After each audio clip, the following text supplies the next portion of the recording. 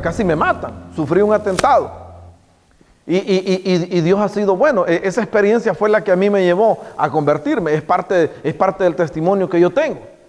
Pero yo en ese tiempo era un muchacho, no quería nada de Dios. Me interesaba la vida, la vida alegre, la vida fácil. Me interesaban los amigos, la vagancia. Y a la vuelta de los años, hermano, con los dedos de mis manos puedo contar mis amigos que yo tenía en ese tiempo. Y todavía me sobran. La gran mayoría ya murieron.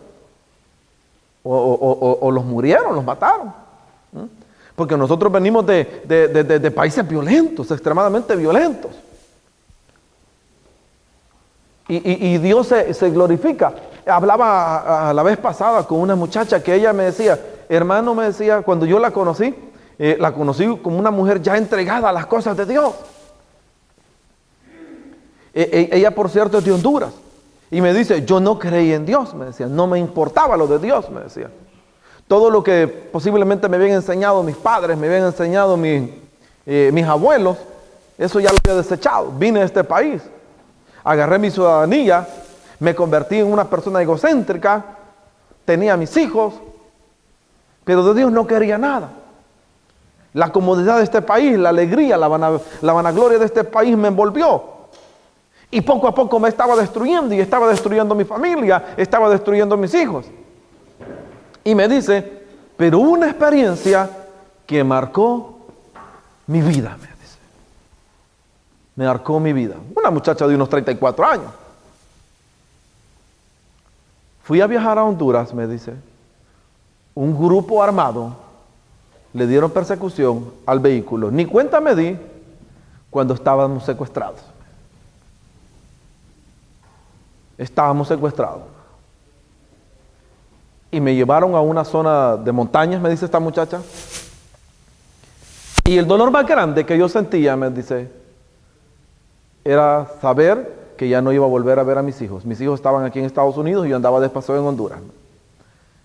Y ahí en ese lugar, me dice, torturada, maltratada, secuestrada, me dice, solo esperaba la muerte. Dice que comenzó a invocar el nombre de Dios.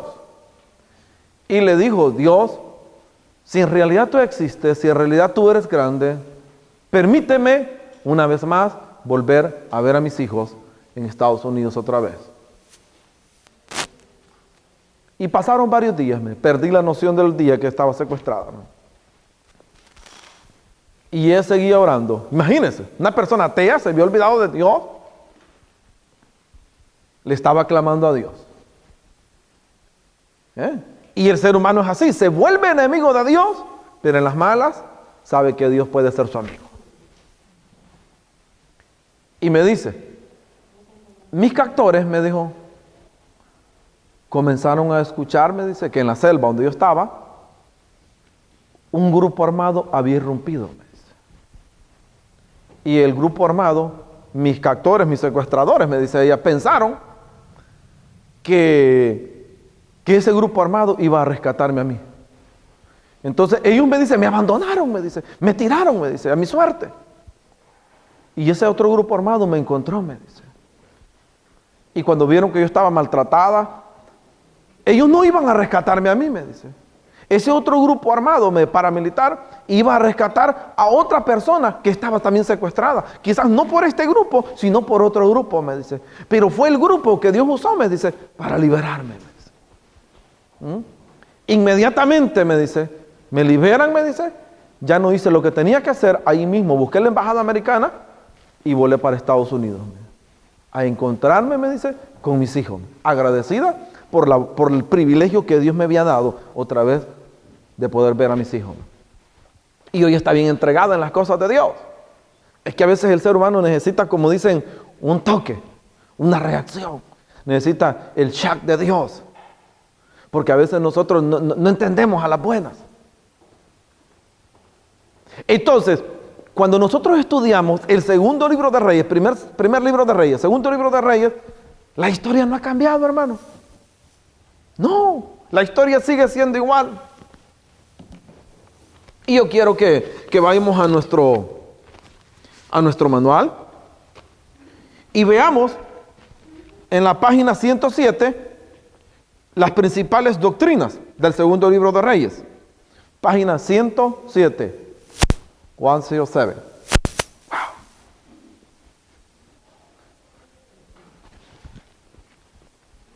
¿Lo tienen? Ayúdenme, por favor. Principales doctrinas en primer libro de Reyes. O Segundo, por favor. el segundo libro de Reyes. Juicio de Dios sobre las naciones apóstatas. Apóstata. Profecías de Dios cumplidas. Fidelidad de Dios a su pacto con David. Gracias. Esas son las principales doctrinas del segundo libro de Reyes. La apostasía. ¿Qué es la apostasía? ¿Qué es apostasía? Deme un concepto, el que usted tenga más cercano. Aquí estamos para aprender, no tenga miedo. Perdón, dígame. Cuando sabemos las cosas, los mandatos de Dios y no los llevamos a cabo, los ignoramos. Empiezo. Una de las apostasías más grandes es que el pueblo de Israel cometió habiendo visto al Dios de Israel, que lo sacó de Egipto con mano poderosa, con mano gloriosa, comenzaron a adorar ídolos. Se fueron en pos de dioses extraños. O sea que en pocas palabras la apostasía la podemos resumir olvidándonos de la fe verdadera. ¿Eh? Y también habla del juicio de Dios. Ahora bien, Cristo en segundo libro de Reyes, página 108. Ayúdeme, por favor. En el manual, página 108.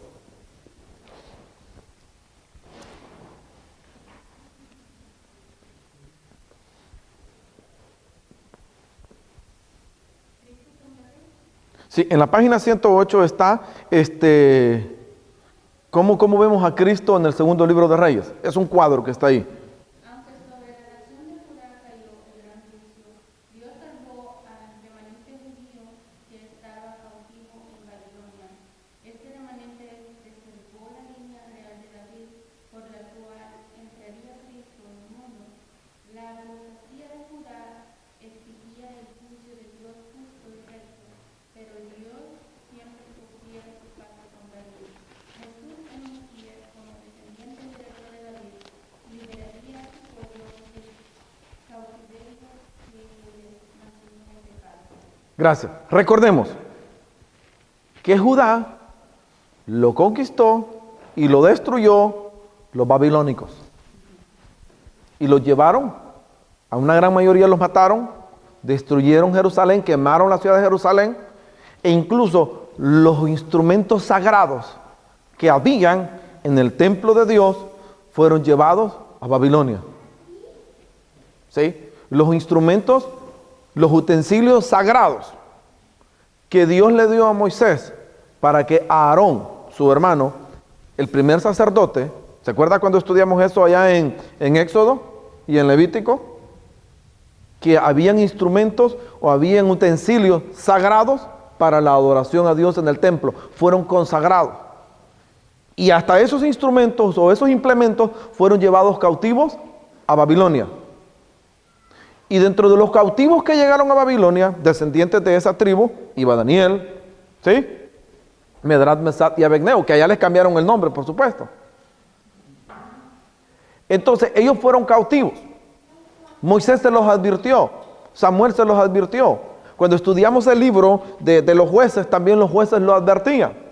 Y en ese específico momento que estamos hablando ya del exilio, también había profetas que les seguían advirtiendo. Entonces, el exilio prácticamente duró como 70 años, cautivos ellos ahí. Esa fue la parte de Judá. Pero la parte de Israel también fue llevada cautiva, porque ya estábamos hablando de un reino dividido. ¿Sí? Entonces, ¿se recuerdan que a Israel quien lo llevó cautivo fueron los asirios? Los asirios. ¿Y quiénes eran los asirios? Los asirios era una nación grande, fuerte y terrible. Y ellos llevaron cautivos a los israelitas. Los llevaron a sus tierras. Entonces Dios le habla de una manera muy especial al profeta Eliseo. ¿Se acuerdan de aquel general que llegó a pedir al profeta de Dios Eliseo ser sanado de lepra? ¿Cómo se llamaba? Ok, Naamán era general del ejército de Siria o Asiria. Asiria. Entonces, la capital de Asiria, ¿se recuerdan cuál era?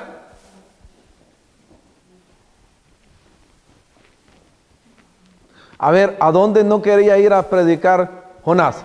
Ah, Nínive. Nínive era la capital de Asiria.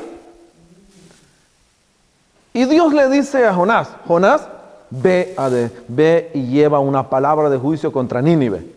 Y Jonás no quería ir, porque él sabía que los ninivitas, los asirios, le habían hecho daño al pueblo de Israel, los habían prisionado y los habían esclavizado y los habían destruido.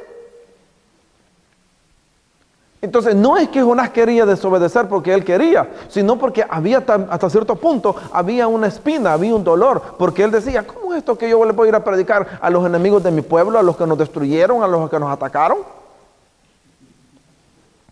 Y Jonás dice que después de que salió del pez de la ballena, les habló, les predicó a esta nación, les predicó a este pueblo. Y se arrepintieron los ninivitas. Gloria a Dios por ello. Pero se arrepintieron y se les olvidaron y siguieron en su pecado. Dios levanta a otro profeta, el profeta Nahum. Y el profeta de Nahum ya no trae palabra de arrepentimiento para los asirios ni para los ninivitas, sino que trae una palabra de juicio. Y les dice, nunca más van a ser restituidos, van a ser destruidos completamente. Y por eso es que hasta el día de hoy los asirios desaparecieron. Y a veces ese es el problema que existe hoy en día. Que a veces nosotros pensamos que una palabra de una persona humilde o una persona pobre no tiene consecuencia en el mundo espiritual. Veamos nuestro Señor Jesucristo. Él vino a la tierra, no nació en cuna de oro, nació en medio de los animales, en medio de un pesebre, pero traía una palabra que iba a cambiar al mundo. Es más, cuando los reyes magos llegaron a buscarlo, primeramente llegaron donde Herodes, porque dijeron, si es el rey de los judíos, es el rey glorioso, van a ser en el palacio.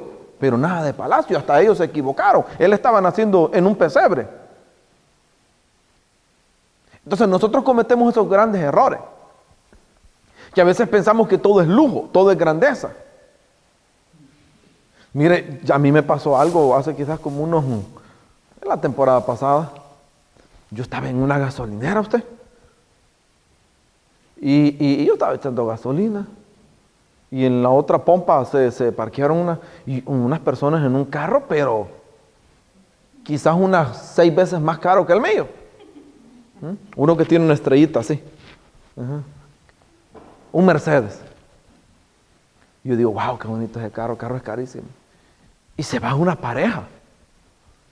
Y me dicen, ¿me puedes hacer un favor? Me dice, nos hemos quedado, me dice, sin gasolina, me dice. ¿Nos puedes dar $5, me dice, para ponerle gasolina al carro? Me dice. Y yo le digo, ok, está bien, le digo. No me acuerdo cuánto les puse. Y me dice, gracias, me dice.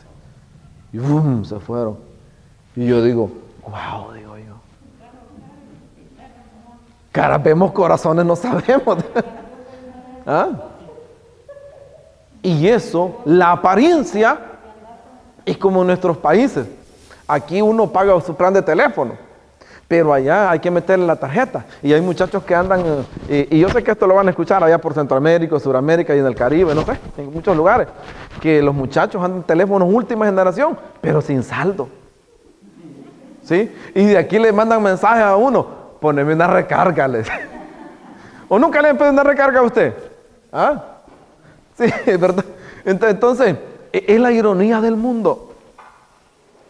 Dios levantaba hombres sencillos, hombres que quizás no tenían la gran algarabía, hombres bien humildes, pero llenos de Dios, profetas llenos de Dios, y le predicaban a la nación israelita, le predicaban a la nación judía, y le predicaban a los otros reinos. Pero la palabra de Dios no era recibida porque pensaban que estos hombres estaban locos, o no tenía consecuencia, o no tenía importancia. No ha pasado, no ha cambiado, la vida no ha cambiado. Prácticamente puede seguir igual. Ahora, el reino de Israel y Judá se mantiene unido hasta Salomón, ya en el poder monárquico, en el poder del reinato. Primero, el primer rey, ¿se recuerda? Ayúdenme, ¿cómo se llamaba? Saúl. Segundo rey, David. Tercer rey, ¿cómo? Desde Saúl, David y Salomón, el reino se mantiene junto. Muere Salomón y el reino se divide. El reino del norte y el reino del sur. No los quiero aburrir con esto, solamente quiero que entendamos bien eso. El reino se divide. Se divide el reino del norte, Israel, el reino del sur, Judá. Pero siguen caminos distintos y siguen peleados entre ellos mismos. Dos hermanos peleados. Yo creo que el Godzilla y el King Kong son hermanos, usted. Porque no he visto la nueva película que ha salido. Que al nomás se mira a Godzilla y se mira con King Kong, solo se ven y salen a pelear, usted, a morderse. A quien es más bravo. Y los dos son iguales, los dos son del mismo color. Yo no sé cuál es el problema. Pero no se quiere. Era una nación dividida. Era una nación separada. Hermanos separados y en pleito. Y se hacían la guerra entre ellos mismos. Y se destruían y se mataban. Pues Dios no dejó que se destruyeran entre ellos mismos. Dios les preparó naciones más fuertes, más grandes y más peligrosas para que los aprisionaran. A los israelitas, los asirios. A los judíos, los babilónicos. Hasta Salomón se mantiene el Reino Unido. Después de Salomón se divide. Recordemos que el rey que sucedió a Salomón fue Roboam, su hijo. Roboam era una línea judía. Esa fue la línea que Dios mantuvo porque la promesa de David, de la tribu de Judá, que de ahí iba a nacer el Mesías. ¿Se recuerdan? Entonces ese remanente fue el que regresó a Jerusalén y tomó posesión del norte de Israel, porque ya los israelitas prácticamente habían sido desplazados, habían sido dispersos en el mundo hasta el día de hoy. Muchos han regresado, otros no. Pero por eso es que hoy se le llama judíos, de Judá, de judíos, porque es la línea que se mantiene y se mantuvo hasta el día de hoy. Pero fíjense que Salomón era un hombre inteligente, un hombre sabio. Pero el hecho de que nosotros seamos inteligentes y sabios no significa que vamos a causar un gran esplendor para nosotros mismos a veces. ¿Me entiende? Porque es bueno el conocimiento, es bueno la inteligencia. Sí, es buena. Es excelente. Pero que nunca la inteligencia y la grandeza sea más grande que nuestro corazón. A ver, ¿cuántos de ustedes coleccionan algo?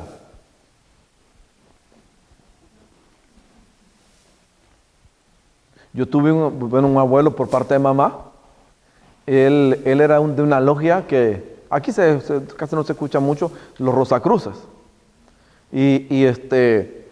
Ellos tienen una fascinación de coleccionar piedras preciosas. Piedras. El jaspe, crisólito, amatista, tornipacio.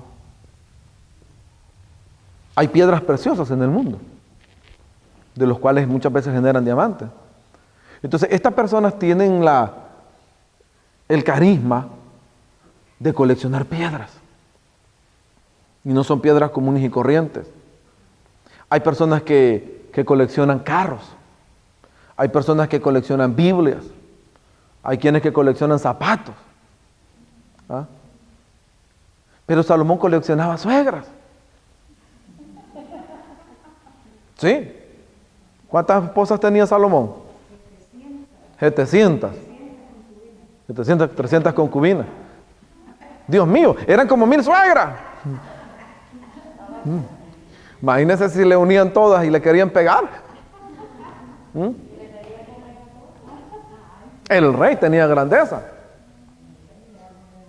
Hay personas que coleccionan dinero, coleccionan billetes de otros países. Y acá en Estados Unidos es muy fuerte las casas de empeño, donde las personas llegan y se fascinan por lo antiguo, les llama la atención y lo compran carísimo. Estaba viendo que en Nueva York, en un edificio abandonado, comenzaron a hacer limpieza. Y en una de las cajas que estaba ahí, encontraron una de las primeras historietas. Antes no existía YouTube. Antes no existía el Facebook. Todo era leído, porque las personas leían más, ¿sí? Y sabían mejor pronunciar las palabras. Hoy pronunciamos en base a lo que escuchamos. Y van a encontrar una historieta de las primeras series de cómics de aquí de Estados Unidos. No sé si la vendieron la persona que la encontró la vendió como por $10 millones. ¿Por qué? Porque hay coleccionistas que pagan grandes cantidades de dinero. Y Salomón se dedicó a coleccionar muchas cosas: oro, plata, incienso. Pero cuando su hijo llegó al poder y los reyes lo antecedieron, todo eso se perdió. Todo lo que Salomón había construido, David había construido, sus hijos, su descendencia, lo echaron a perder. Y está demostrado. Hoy, por ejemplo, en cuestiones de marketing, en cuestiones de negocio, si una familia o una persona monta un negocio, la primera generación le echa ganas, como dicen, hace lo mejor posible y hace crecer su negocio y lo deja como un legado. La segunda generación lo puede mantener. La tercera generación ya no le importa. ¿Cómo no le ha costado?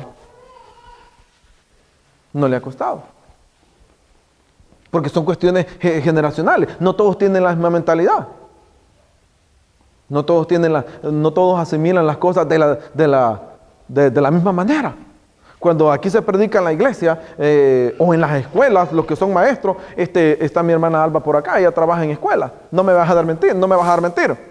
Pero ellos se comienzan a enseñar, o uno comienza a enseñar desde los púlpitos, no todos asimilan de la misma manera. ¿Por qué? Porque cada cabeza es un mundo. Y por eso hay una gran variedad y cantidad de religiones. Porque hay religiones, el deseo ferviente de querer acercarse a Dios. Y se quieren acercar a Dios en base a sus conceptos, y no en base a las Escrituras, no en base a la Biblia. Y cuando hacen eso, tienen una religión o una secta más. Ahora bien, ¿qué opinan ustedes acerca de Elías? ¿Qué opinión tienen? ¿Qué podemos aprender del profeta Elías? Yo quiero que hablen también, no solo yo. No estamos hablando de Elías de un familiar suyo, no, Elías es el de la Biblia.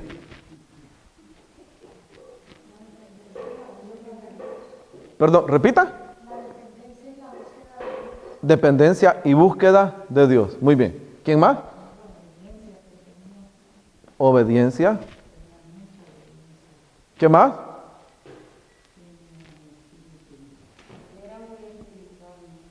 Era muy espiritual.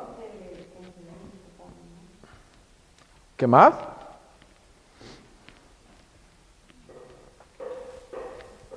¿Qué más podemos aprender de Elías? El profeta Elías. Elías Tisbita.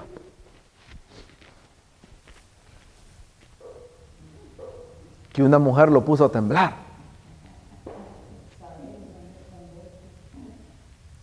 Fíjese que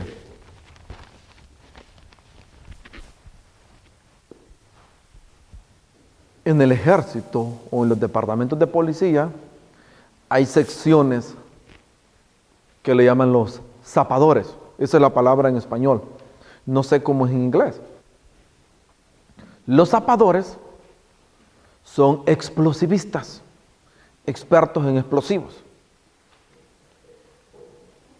Y a ellos lo primero que se les enseña es saber el punto de quiebre de cualquier estructura.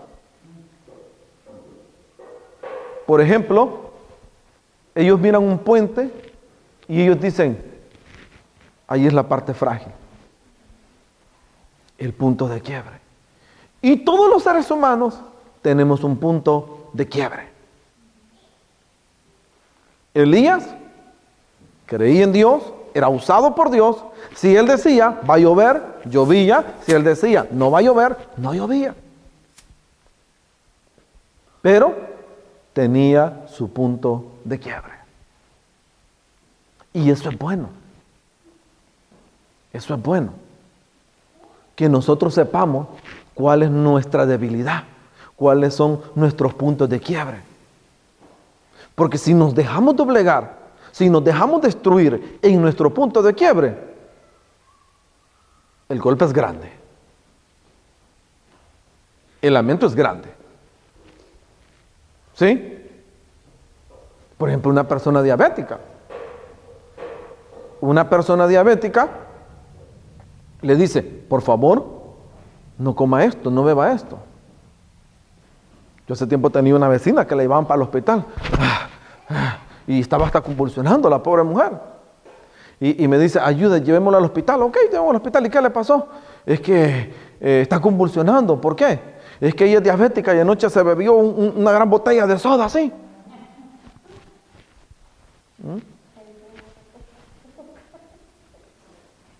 El punto de quiebre.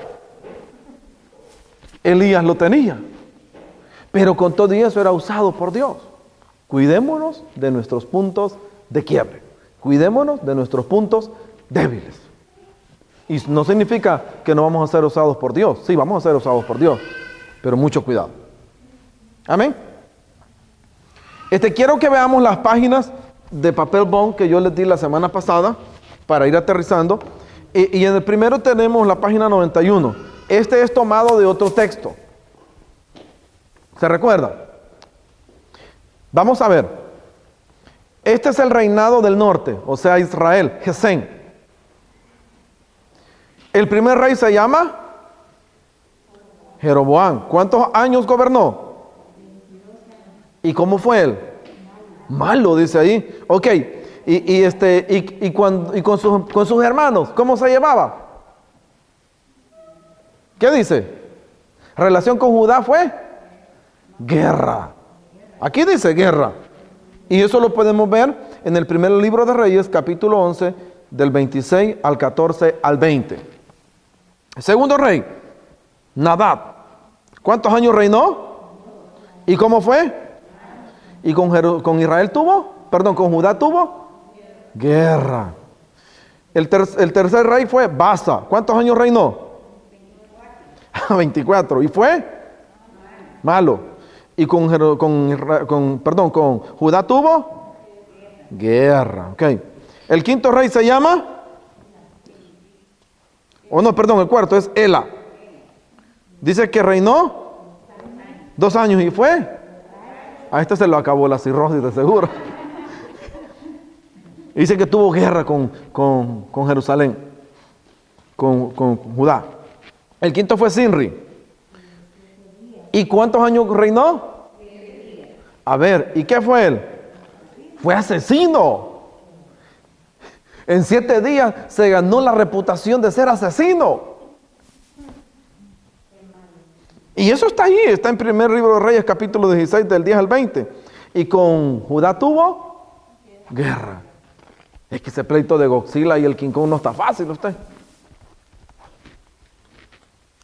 6. Tigni. ¿Reinó cuánto? ¿Y fue? Ok, vamos a avanzar. Luego sigue, mire, el número 8, Acab.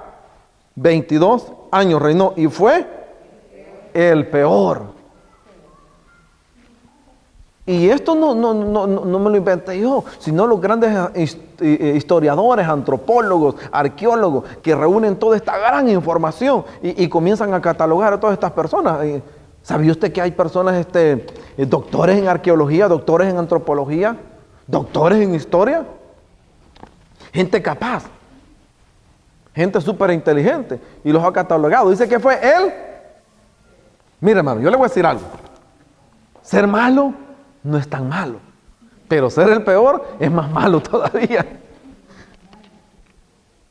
Ocosías, ¿cuántos años reinó? ¿Y cómo fue? Voy a leer esto, oiga bien. El 10 fue Jorán, el 11 Jehú, el 12 fue Joacás, el 13 Joas, el 14 Jeroboam II, el 15 Zacarías, 16 Salum, 17 Manaén, el 18 Pecala, el 19 Peca y el 20 Oseas. Y todos ellos fueron malos. Todos los reyes que tenía Israel eran malos. Unos eran asesinos, otros eran de lo peor. ¿Por qué eran así? Mire, para tener esta categoría, hermano, era porque se habían olvidado completamente de Dios. Se habían olvidado de las Escrituras. Se habían olvidado del plan glorioso que Dios tenía para ellos. Y a veces a mí me da lástima, porque hay personas que se han ido de las iglesias se han ido peleados con sus líderes, con sus pastores, y a veces yo me los encuentro y comienzan a llorar, y que me voy mal, que mire. Y yo les digo, pero tú te alejaste de las cosas de Dios. Si estos grandes reyes fracasaron, les fue mal, porque no tuvieron en cuenta a Dios, ni la Escritura, ni la palabra de Dios, ni la ley mosaica. Y ese es el problema del ser humano, que el ser humano quiere que las cosas les vayan bien cuando ellos están actuando mal. Pero con todo y eso, por ejemplo, Ocosías, Joacás, Jeroboam II, Zacarías, Salum, Manaén, Pecaya, Pecá, Oseas, a pesar que fueron malos, pero tuvieron paz con Judá. Ahora vámonos a la siguiente página. Y aquí hay un encabezado.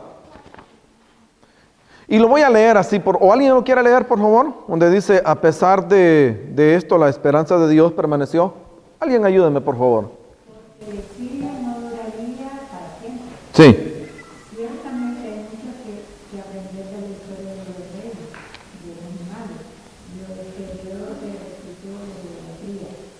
El propósito de estas narrativas del Antiguo Testamento es probablemente tanto histórico como teológico. Teológicamente la intención de esto está complicada, a veces compleja.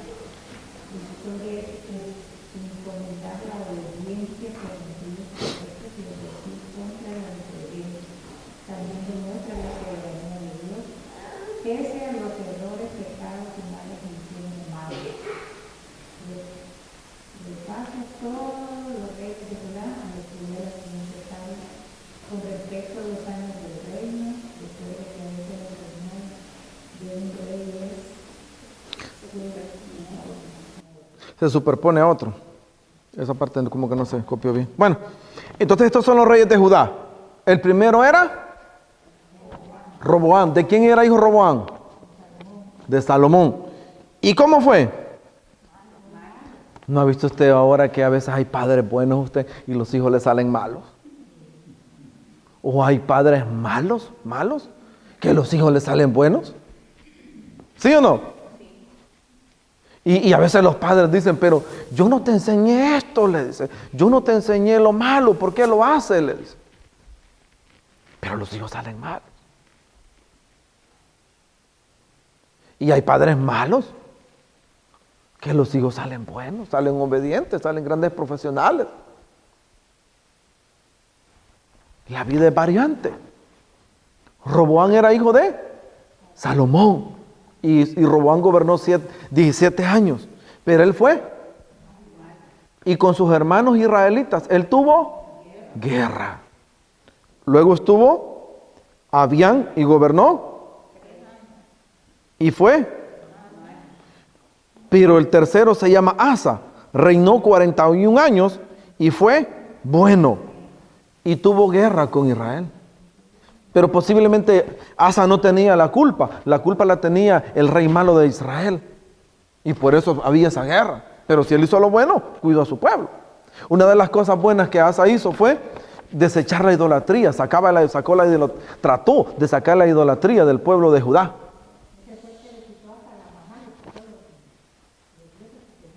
Sí. Entonces está Josafat, 25 años, y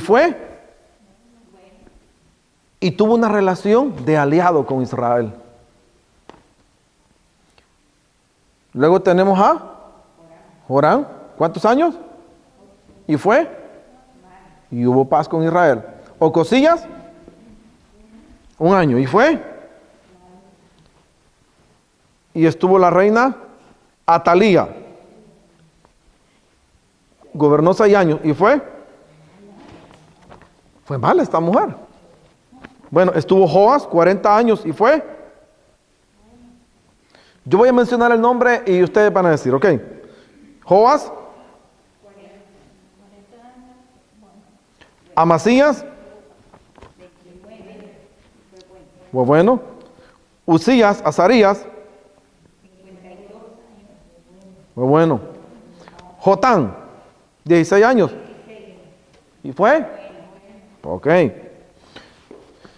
Acaz,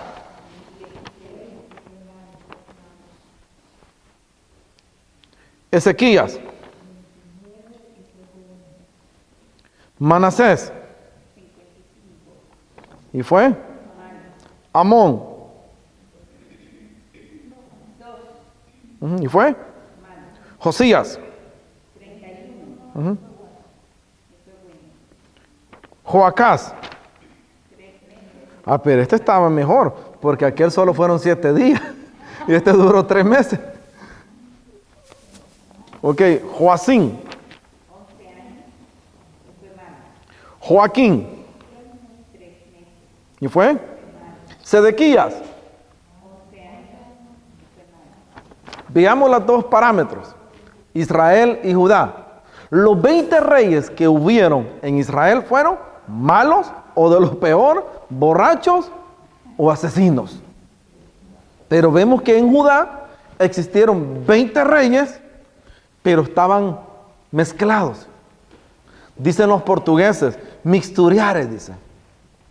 Mixtura, dice, mixturiare. Estaba mixto. ¿Sí? Estaban revueltos. Habían unos buenos, unos malos, uno un poquito más buenos y otro un poquito más malos. Pero hubieron buenos. Judá, acordémonos que el reinado de Judá es de donde nuestro Señor Jesucristo desciende. Entonces, ahí están todas las citas bíblicas.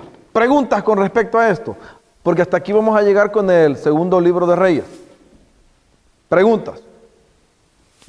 ¿Hable hoy o calle para siempre? ¿Algo que no quedó claro, algo que no se entendió, hermano? Aliados era, por ejemplo, que se llevaban bien. Que si había que ir a atacar a una ciudad o a un pueblo, se aliaban y iban.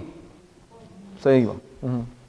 Eran aliados. Por ejemplo, Estados Unidos es aliado de Canadá, es aliado de, ¿cómo se llama?, de Francia, de Inglaterra. Y si alguien toca, por ejemplo, a Francia, Estados Unidos y Canadá y Inglaterra, ellos salen a la defensa. O si alguien toca a Estados Unidos, entonces ese es el aliado. Aliado. ¿Alguien más? Brian, ¿pregunta? Ok. Hermano, ¿los estoy confundiendo o están entendiendo? Ok. Ya ve que el segundo libro, la Biblia, las Escrituras, no solamente es historia, sino que tenemos muchas cosas buenas que aprender. Vaya. Preguntas, aquí, por aquí. No solo por aquí, también por allá. Hermana Abigail, pregunta.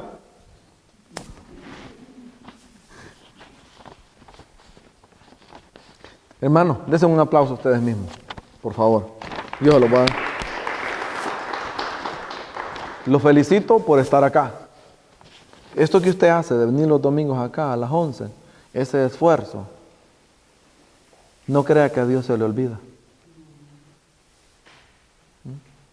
Por muy pequeño que lo que nosotros hagamos, para Dios y para nuestro conocimiento, Dios lo mira grande.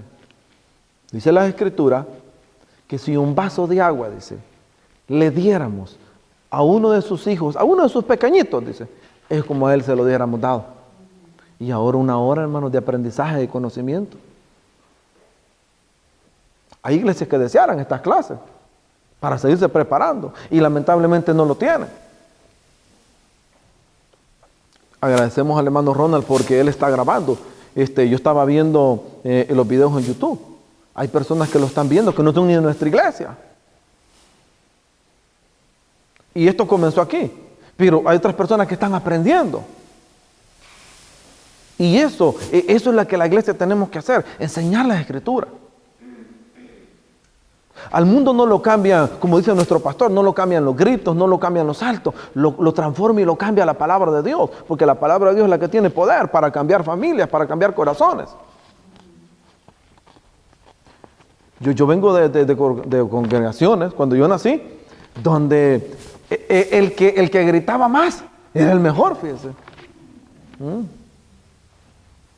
Porque hay congregaciones que le gritan y hasta cierto punto tratan mal a la gente y la gente ahí está. No estoy de acuerdo tampoco. Pero conocer las escrituras, hermano, esta es una gran riqueza. Este es algo especial, que no solamente me va a servir a mí, sino que a toda mi descendencia.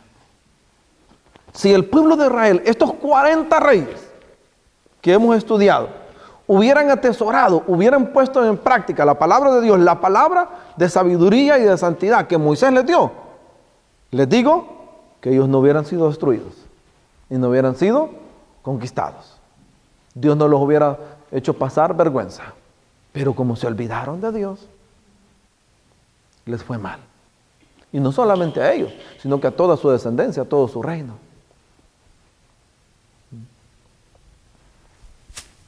Preexilio, exilio y posexilio, los que regresaron deportados. Llegaron otra vez a Israel.